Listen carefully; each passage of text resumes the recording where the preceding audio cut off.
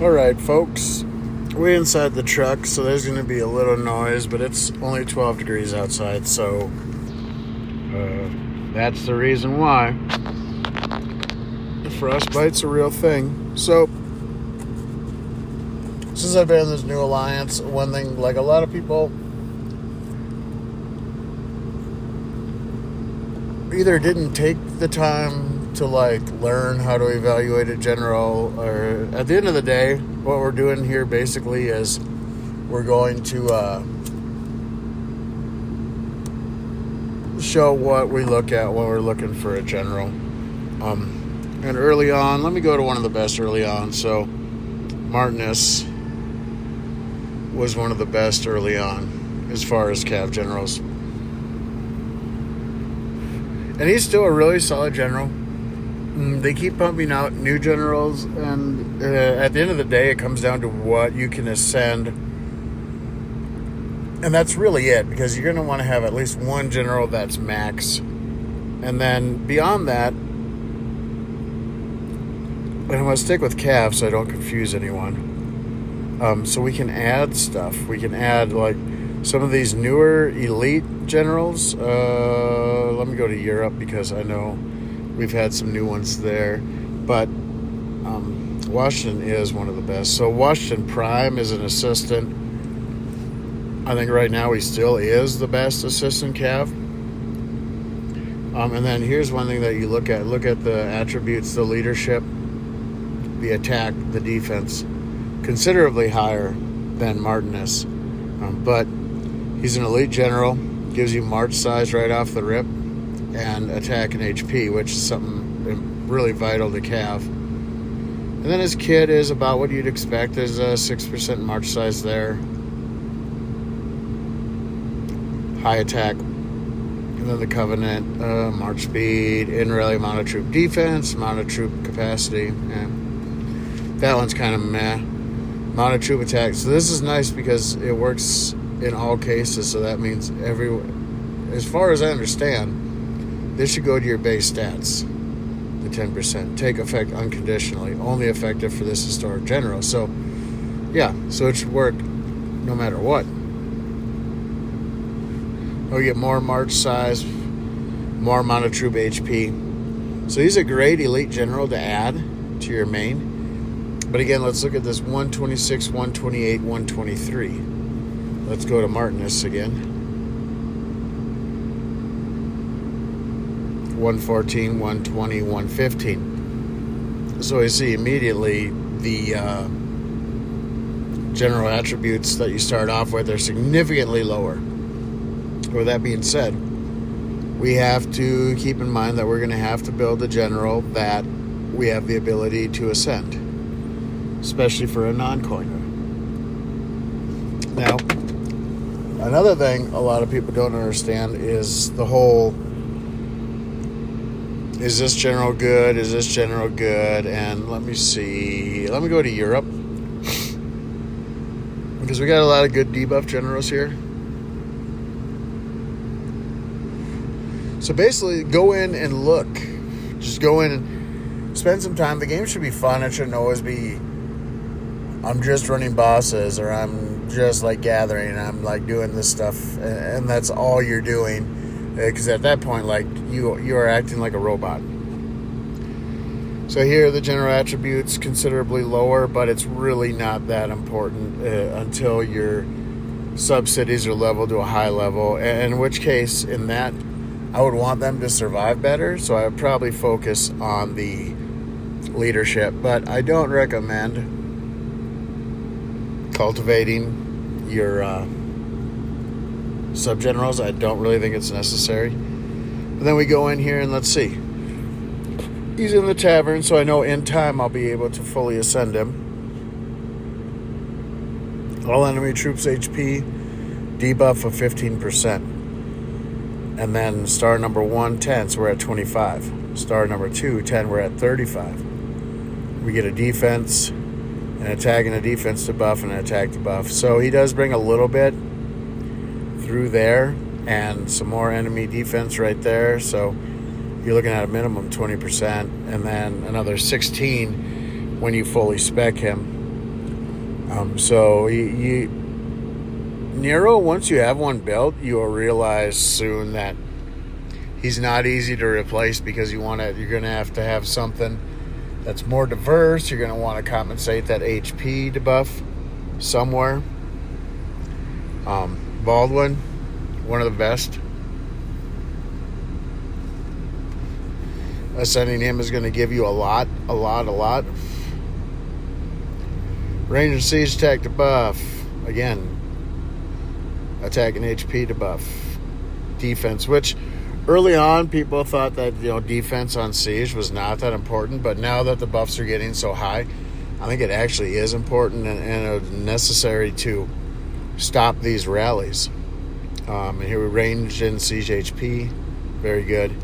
Range and siege attack and defense, and then the last one, range and siege attack, defense, and HP -10. So Baldwin is still a really solid general. I think I'm running 3 of him right now.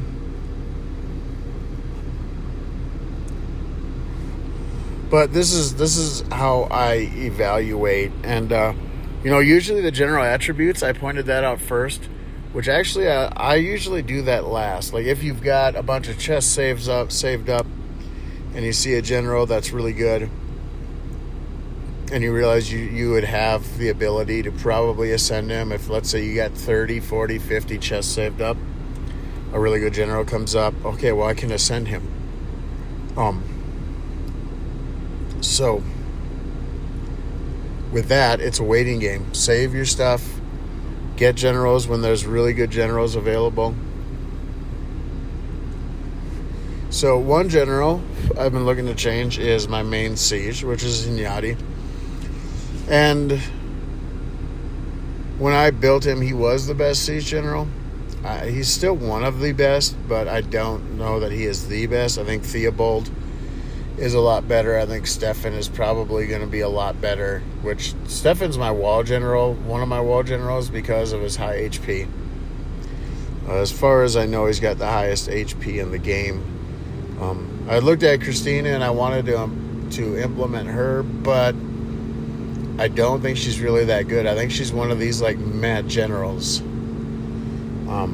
A new general, but not that 10% better than the rest that we're used to seeing.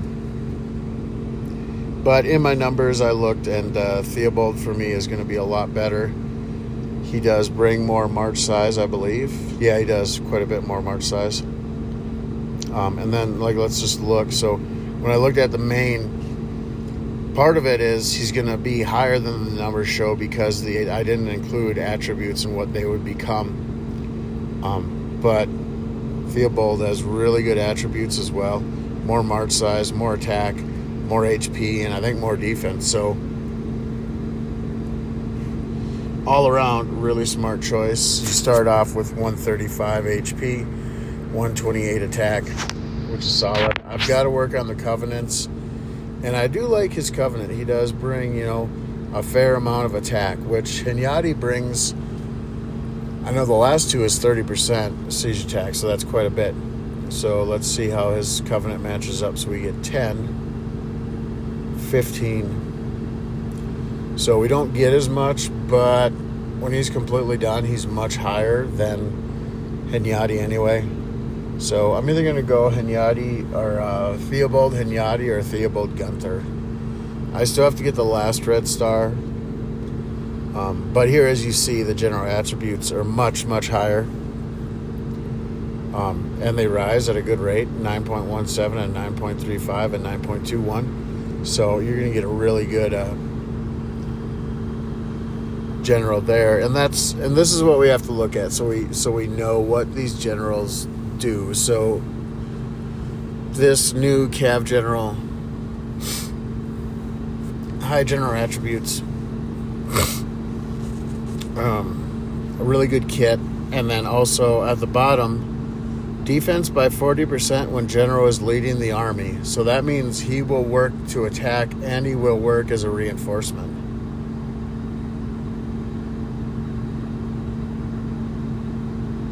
He has fair-ish march size. Washington is higher. Chang is higher. So ultimately, he's not the very best, but he is very versatile, and he does have good stats across the board: attack, HP, and defense. But this is how you're gonna decipher if it's a good general. Is read the first skill. Amount of attack and HP by 50, ground amount of defense by 40. When general is leading the army. Attack and defense. March size and attack. So it's kind of a kicker bonus there, so you know he's going to have decent march size. It's not the best, but it is decent. And then when we come down to this last one, march size cap, amount of attack 50, amount of defense. So we know he's going to be a little light on the HP.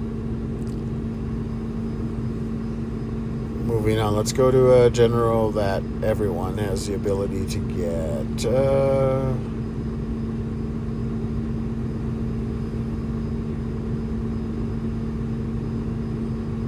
Oh, we're getting down to the nitty-gritty as far as tavern generals, huh?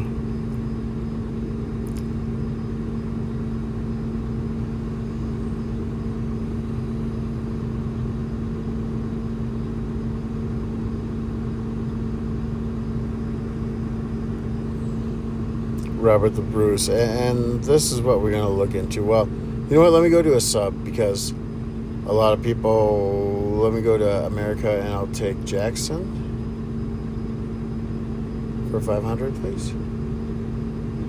Andrew Jackson. So range attack by 20 and mono troop HP by 20. He's mainly a ranged debuff, but the siege HP or mounted HP, that's a nice little kicker.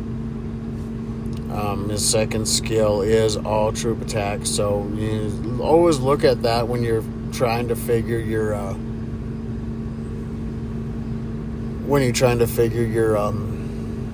what you're gonna do for your subsidy build. And again, like, this is an older general, so the older generals aren't as good as the newer ones, but if it's all that you have to work with what you got. That's just the game. So when you look at this, we get a lot of mount and grounded debuff too. And then another enemy range troop attack debuff all the way at the end. So he's actually kind of level because he debuffs a lot. Now, a new fan favorite, I do like that he's one of the best siege HP debuff generals, and he's kind of like, he's balanced because there's several things that he debuffs, and then also he's available in Lucky Jackpot. He's available in Explorer Sunken Treasure. He's available in the Giant's Temple, and that is Yan. And I've got 3 of him. He's probably my favorite subsidy general. Where did he go?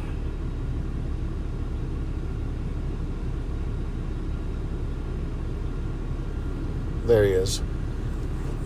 So when we look at this, again, general attributes, not really important in a sub-general. Enemy mounted troop attack by 25 and enemy defense and HP by 30. So he's cutting a lot of different areas. And then the 10% enemy troop attack. Don't forget that. Always count that in, because that's a bonus. Enemy mounted troop attack, another 35. And then another 20% debuff on siege defense and HP. And then when we go through his ascension, it's really good. The enemy troop defense, mounted troop attack, both a 10% debuff. Death into survival, subsidy 15%. That's a nice little bonus. To get your debuff, you need to have debuff troops.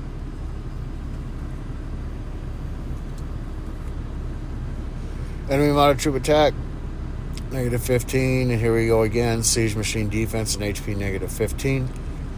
And then star number 5, ground and mounted troop attack, 15. Enemy range troop and siege machine defense and HP, 15. So he's mainly, people consider him mainly a siege debuff general, but he's covering a lot of areas. So this is what it comes down to. You need to go into your generals and read what he does, know exactly what he does. I write it all down, so I know exactly what I'm getting, especially if I'm switching a general. I want to know what I'm getting out of him.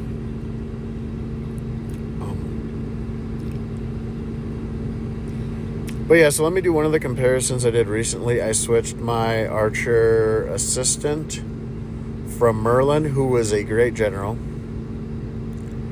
to Franz Joseph. So when we look at Merlin,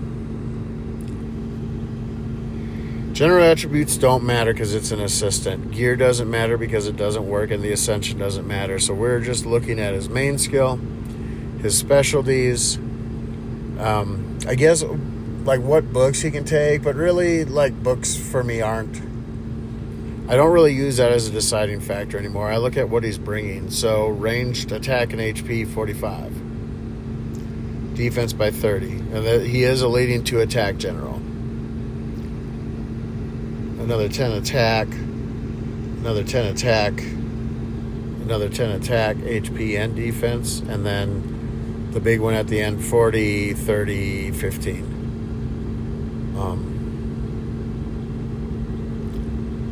Then we look at the Covenant, march size capacity, attacking HP, again, in rally range troop defense, in rally range troop HP, attacking range troop attack. So he's pretty solid, and he matched really well with Agrippa, and he matched well with Ragnar. But now we've got the new guy who was very good.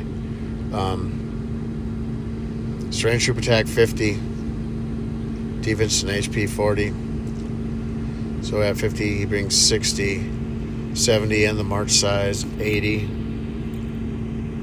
120. And then we go into Covenant.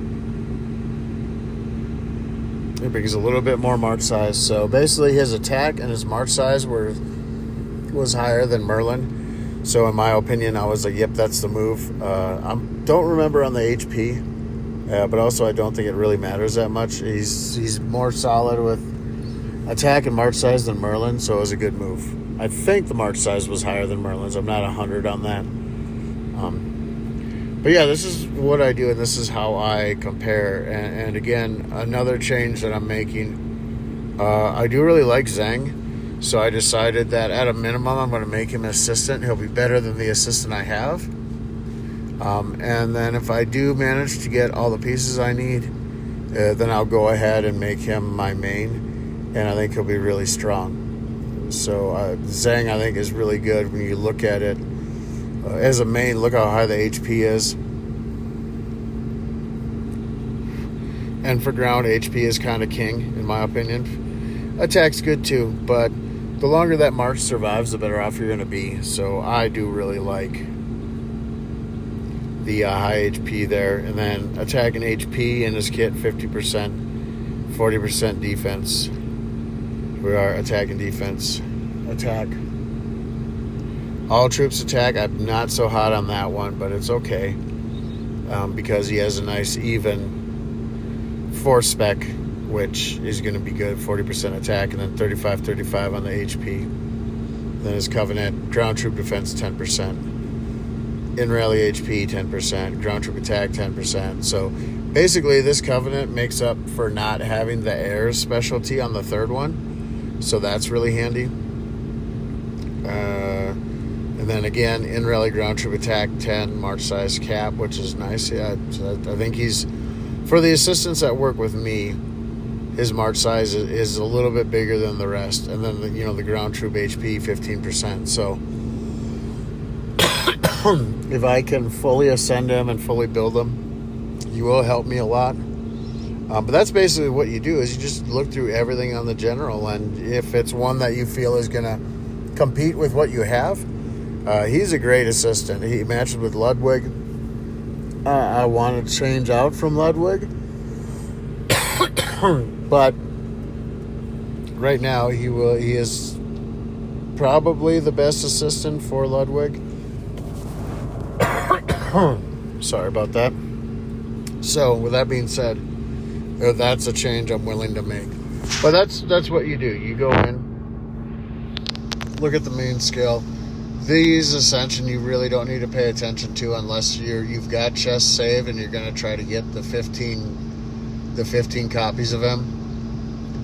And I do like his march size. His march size is phenomenal. So go through here, you look at this, and then look and write down everything that you're getting with it. March capacity is in his kit here. And then again there. So just speccing him is going to give you one of the biggest march sizes that's available through a general. And then the Covenant, I believe, does add a little bit more. Yep, there's some more in the third, just the third. But he's going to give you a big march size. I don't have near enough to even think about fully ascending him, and I don't know if I would even if I could. So with that being said, he would be an assistant, and likely because his buffs aren't super great, he would probably be an assistant for a monster march. But that's basically my take on it. You know, like a beginner's look at, you know, what should I be looking for to get when I do get a general, or when a general comes up. Wait, don't start opening chests. Go in and look and see what you have, and then compare the new one to what you already have, which, you know, in this case, high attack, high HP, and we get HP there, we get HP there, and we get a nice chunk of HP there. And then in the Covenant, this one, depending on what you're going to use him for, I'm using him on my wall, so I have to look and make sure that there isn't stuff that's in rally. And there are a couple things in rally, but that's okay, because his HP is high enough without all that he's still going to be solid. So that's what you do. Look at the special skill.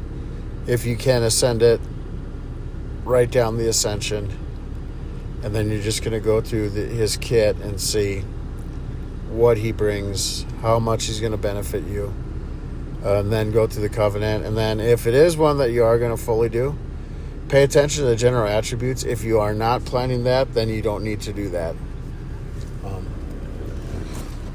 But that's my take on selecting a general. And this is really basic. This is a basic thing. But a lot of players do need to know this stuff, and they don't know it because no one's taking the time to teach them. So if you're looking for a general, that's what you want to look for. Click on the new one, compare it to what you have. Look at everything. If you are going to make a switch, look at everything, because everything's going to be important. Go through his ascension and his main skill. Go through his kit and see exactly what you're going to get. And then look at the Covenant. And then if it's pretty close to where you're at, but his general attributes are a lot better, you are going to make him a main, then that's where you pull the trigger, because you can kind of guesstimate about what you're going to gain through the attributes, and decipher what's going to be the best move for you. But that's my take on selecting a general and learning what is a good general to have, which is a good general to use. Use what is going to give you the best advantage. If you've got a sub-general that with Ascension is going to ultimately be better than one general that all you're going to be able to do is max spec, then go with whatever general is going to give you the most bang for your buck. But I'm going to end this video, and my next video is going to be a little bit different. It's going to be an old topic and some new info that's been thrown my way. And in it, we kind of get to a conclusion on what you're going to get and what you're not going to get from T4 Siege. So that being said, I'm going to sign off.